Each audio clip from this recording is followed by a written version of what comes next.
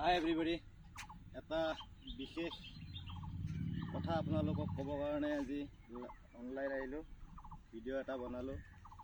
বহুদিনৰ পৰা শুনি আছোঁ, মোবাইলত নিউজত দেখা পাই আছোঁ যে এটা ভেকচিন ওলাইছে, যেনেকুৱা আমাৰ কৰোণা কালত ওলাইছিলে ক'ভিড ভেকচিন, তেনেকুৱা এটা ভেকচিন ওলাইছে, যিটো ভেকচিন আমাৰ 9 বছৰৰ পৰা 14 বছৰৰ ছোৱালীবোৰক দিয়া হ'ব।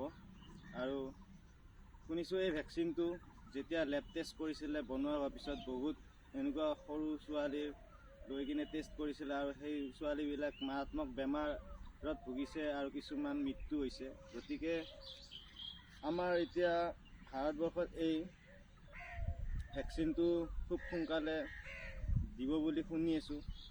9 বছৰৰ পৰা 14 বছৰৰ ছোৱালীবোৰক এই ভেকচিনটো দিব বুলি শুনি আছোঁ।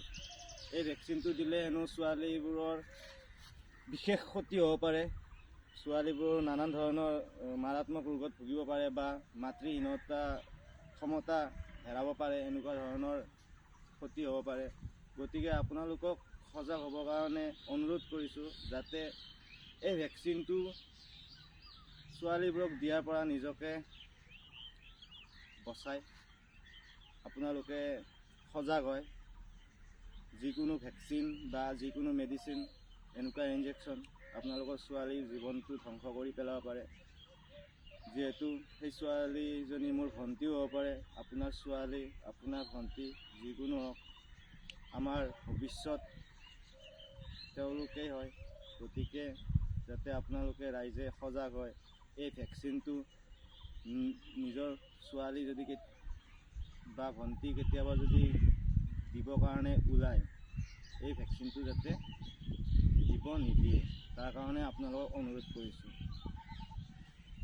আমাৰ প্ৰধানমন্ত্ৰী ডাঙৰীয়াই বেটী বচাও বেটী পঢ়াও বুলি খালী নাৰাহে লগাইছে, কিন্তু তেনেকুৱা কোনো ধৰণৰ কাম কৰা নাই। গতিকে আমি নিজে যদি আমাৰ নিজৰ বেটী নবচাওঁ, তেতিয়াহ'লে কোনো বেলেগে বা কোনো চৰকাৰে আমাৰ নিজৰ বেটী, নিজৰ ভণ্টিক বচাব নোৱাৰে। গতিকে নিজে সকলোৱে সজাগ হওক, নিজৰ ছোৱালী বা নিজৰ ভণ্টিক এনেকুৱা চৰকাৰী যিকোনো ভেকচিন বা যিকোনো এনেকুৱা প্ৰতিষেধক নাজানাকৈ যেনেকৈ তেনেকৈ দিবলৈ নিদিব।